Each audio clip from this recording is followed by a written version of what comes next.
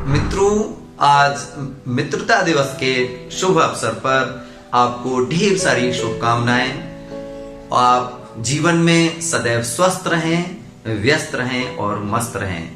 इन्हीं शुभकामनाओं के साथ आज मैं एक छोटी सी प्रेरक कहानी आपके लिए लेकर आया हूं। तो मैं आप सभी मित्रों के साथ इसे शेयर करना चाहता हूं। दो विद्यार्थी अपने जीवन में निरंतर प्रगति करते हुए आगे बढ़ते जाते हैं और उनकी जो मित्रता है वो बहुत ही घनिष्ठ है।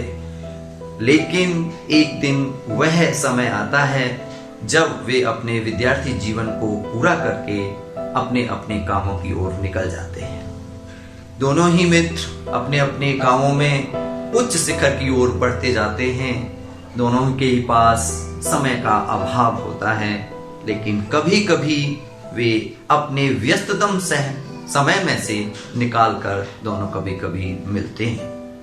एक बार एक मित्र उनमें से बीमार पड़ जाता है और बीमार पड़ने के कारण वह अपने मित्र को याद करता है। दूसरा मित्र जब यह सुनता है कि मेरा मित्र बीमार है, वह बिना विलंब किए अपने कार्य को छोड़ करके अपने मित्र के पास आ जाता है और उसकी कुछ समय देखभाल करता है और कुछ समय के बाद उसे कुछ आर्थिक सहायता देकर वहां से चला जाता है। वे उसके जाने के बाद मित्र ठीक हो जाता है। समय बीतता गया, दोनों अपने अपने कार्यों में बढ़ते गए।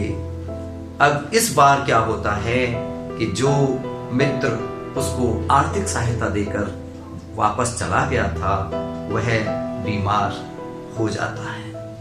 वह बीमार हो जाता है तो उसका दूसरा मित्र वह भी बिना विलंब किए हुए उसके पास जाता है और कहता है कि मैं तुम्हारी यहाँ पर देखभाल करूंगा।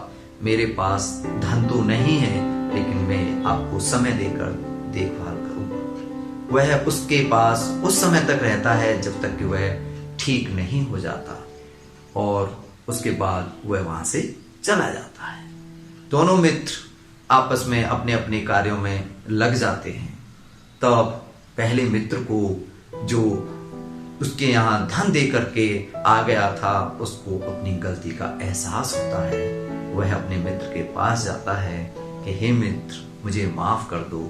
मैंने मित्रता के बीच में धन को सर्वोपरि रखा और आपने जो मेरी देखभाल की, मैं उसके लिए आपसे माफी चाहता हूँ।